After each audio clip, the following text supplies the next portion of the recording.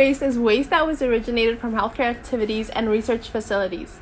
70 to 90% of waste originated by healthcare workers is non-risk or general healthcare waste compared to private waste.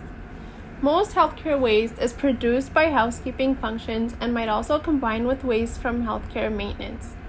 The remaining 10 to 25% of healthcare waste poses various risks and is hazardous.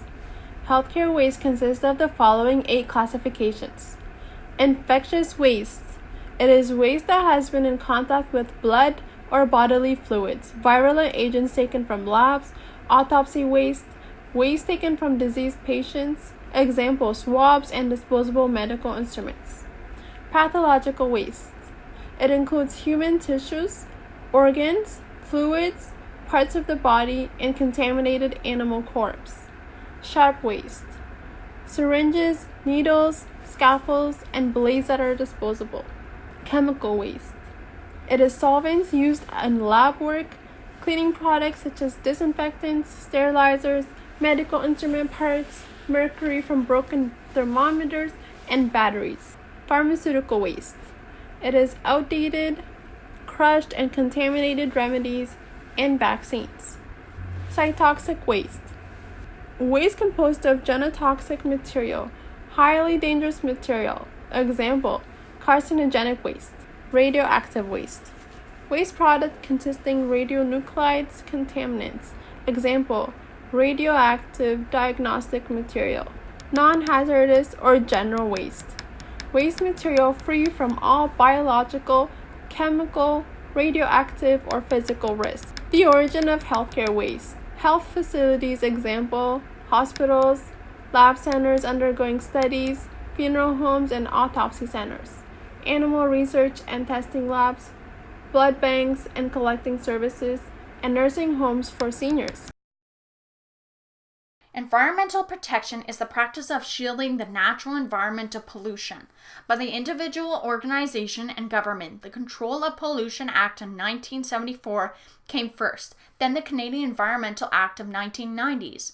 The main federal legislation on preventing pollution and protecting the environment. This federal act helps guide the provinces. In 1986 was the first Environmental Protection Act of Ontario, which changed to the Environmental Protection Act of 1990s, RSO CE 19, which allows the Ministry of Environment, Conservation and Parks to protect sustain the quality of Ontario's air, the land and water, to improve environmental quality and reduce pollution from all the sources, including sources such as healthcare/biomedical waste. Guideline C4, the management of biomedical waste, is the guideline that details the ministry's expectation for the management of that waste. Guideline C4 is primarily directed at 1. The generators of healthcare/bio waste, and 2. The carriers and receivers who are responsible for treatment, transportation, and disposal of healthcare and biomedical waste. Biomedical waste is any kind of waste that contains infectious or potentially infectious material. It can be hazardous, so they should be separate from all other waste and be disposed of immediately after use into their proper containers. The container should meet the standards for use. First off, I'm going to discuss single and reusable waste of non-sharps. Single-use biomedical waste containers that are used for non-sharp items must be unlined with a rigid and leak-proof container. They can also be an outer cardboard container that can be closed with a plastic lining and can be tied off. Containers should hold the weight of the waste without tearing, cracking, or crushing the container. If the container does have cracks or tearing in it, it can have a serious impact on the surrounding environment. Some waste can be used more than once, so there are proper containers for reusable items. Containers need to be resistant to punctures and leaks and have a lining that can be properly cleaned before reuse. They also need to be able to withstand the weight for the biomedical waste without having cracks and tears. The bins are inspected to ensure no tears or cracks are made every time it is emptied. There are separate containers for single-use and reusable sharps. Single-use sharp containers are made with rigid material that are cut-resistant, waterproof, and have a lid that cannot be removed prior to sealing. Reusable sharp containers are made the same way as single use, but the lids need to be closed and locked when they are full. The containers made are intended for use by manufacturers. Biomedical waste should be stored within the facility, but in a place that is separate from the general public and away from primary supply storage rooms and food preparation areas. If they are refrigerated, they need to meet the proper standards. Storage time of the refrigerated items must not pass times of 72 hours in the winter and 48 hours in the summer. Warm waste climate temperatures must not pass temperatures of 48 hours during winter and 24 hours during the summer. Incineration. Certain biomedical waste need to be incinerated on site, for instance, human anatomical waste, animal anatomical waste, cytotoxic waste, and waste that has come in contact with blood from human or animals that is infected with a certain infectious material. Non-incineration. For waste that does not need to be treated by incineration, there are other ways of being treated to prevent certain bacteria.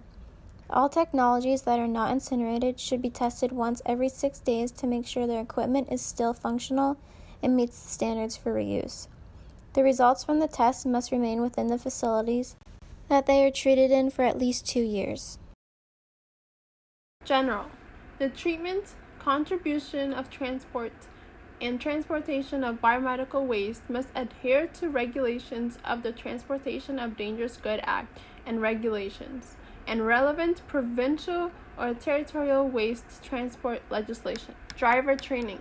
Driver training may differ from province to territory, as there may be additional requirements. It's the employer's responsibility to train drivers transporting biomedical waste and to regularly provide update of the training. Provincial or territorial obligations must be followed by generators of biomedical waste. Carrier classification. Biomedical waste have 3 classifications. 1. Carriers who are professional with the principal duty of transporting biomedical waste. 2. Healthcare facility carriers who transport the waste to a disposable site and whose principal work is not transporting waste. 3. Field operation carriers acting on behalf of facilities that generate biomedical waste who transport waste to resident waste transfer, but whose principal work is not transporting waste. Example, blood banks, healthcare worker, police, and fire services. Precaution for transport. When carrying waste for transport, it must be done in such a way as to prevent breakage while transporting. All waste packaging and labeling must adhere to packaging requirements of transporting of dangerous goods regulations. All waste containers must be color-coded by the type of waste it holds. It must also be tagged with a clearly visible and legible biohazard symbol. While packaging, the containers must remain intact so that waste is not discharged. Rejected shipment. When the receiver of shipment finds an error with the waste, example, damaged packaging, they may deny the shipment. The provincial or territorial authorities must immediately be contacted by the carrier to resolve the error. Emergency reporting. Emergency reporting obligations may differ from province and territories.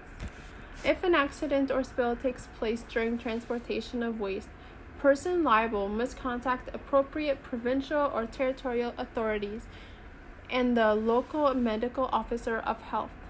In addition, the carrier must provide a written detailed report of the events, if requested by the provincial or territorial authorities by the Transport Canada.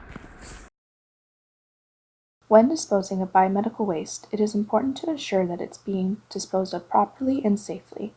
Within hospitals, healthcare facilities, and even in some community settings, there are many options for disposing of the biomedical waste. For example, let's say you're at a doctor's office getting a vaccine, and afterwards that doctor disposes of the needle in a biomedical waste container. That's one way of properly and safely disposing of biomedical waste. But what happens to that biomedical waste? Does it just go into landfills? Well, there are many options of disposing of biomedical waste, but it's imperative that it's done correctly to ensure that the possible transmission of infectious diseases is omitted and to reduce the impact of hospital waste. According to the Guidelines for the Management of Biomedical Waste in Canada, it is technically acceptable to dispose of some types of decontaminated biomedical waste in a landfill. However, The different provinces and territories would have different regulations set by the local regulators and landfill operators. In Ontario, a waste disposal site receiving biomedical waste from another site is required to comply with Regulation 347, General Waste Management, Part 5 of the EPA, including the requirement that the facility hold a valid certificate of approval authorizing the handling of the waste and all other applicable laws. In less complex and lawyery terms, all biomedical waste disposable should follow the proper regulations and environmental standards. All biomedical waste must be decontaminated prior to going into a landfill. However, human anatomical waste, microbiology laboratory waste, and waste sharps do not have to be decontaminated prior to being incinerated. Human blood and body fluids can be disposed of in drainable devices that can filter the larger components, then can be emptied down the drain into the public sewer. For proper treatment and disposal, biomedical waste and normal waste should not be mixed and must be separated once used. According to PIDAC, there are categories of which the waste should be separated into: biomedical, pharmaceutical, chemical, radioactive, general, and recyclable. Biohazardous waste, also known as biomedical waste, consists of sharps and syringes, blood, bone, tissue, mucus, removed infected organs, other bodily fluids, radioactive material used in treatments like chemotherapy, as well as medication. If biohazardous waste or biomedical waste is not properly disposed of, like prescription medication, they can find their way into the habitat of wild animals. The animals will become curious about this substance now found in their habitat and go closer to investigate. Once they move closer, they will smell the sweet scent of the medication and quickly mistake it for food. Once ingested, the animal will become very sick and even die. This can decrease the population numbers, which would greatly affect the food chain. The improper disposal of biomedical waste can also lead to it showing up in the landfill, causing risks for the workers as well as causing toxins to seep into the soil, especially when it rains and the ground becomes wet.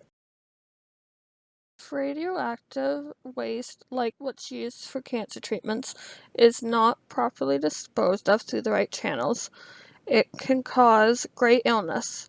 It will seep into the soil and groundwater, making everything radioactive, from drinking water to plants to animals that we consume daily, causing every living thing disease and eventually death.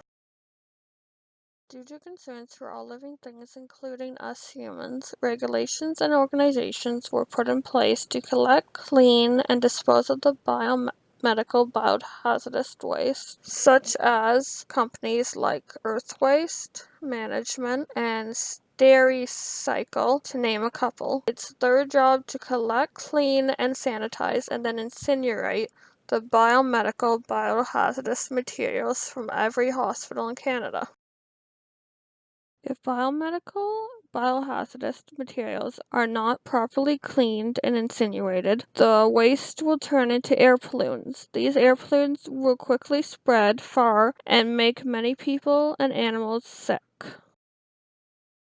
In the case of a biomedical biohazardous spill or crime scene or even a natural disaster, special kits are used. These kits consist of the proper PPE for the situation, which could only consist of what you normally use in decam and in the MDR, or it could be more extensive, such as a respirator or other more extensive equipment. Spill kits commonly consist of spill pillows, a dustpan, broom, tongs for picking up sharp objects like glass, waste bags, a copy of your hospital spill procedures, and whatever cleaning solution, such as bleach, that may be needed for the situation.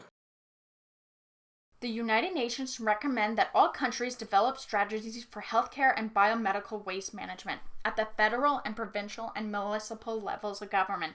There are legislation, acts, and guidelines for environmental protection from concerns over the healthcare and biomedical waste. In Ontario, the Provincial Infectious Diseases Advisory Committee, Infection Prevention and Control, is the advisory body that provides evidence-based advice to Public Health Ontario, who in turn links public health practitioners, frontline health workers, and researchers with best practice guidelines for the healthcare and biomedical waste. Waste management companies could improve development of new technologies when dealing with healthcare waste by the way of more research. Also, manufacturers of medical products can benefit from new product innovations that would be more sensible for waste management, not forgetting the cost associated with the research and development. This aspect would have to be thought out by the provincial government.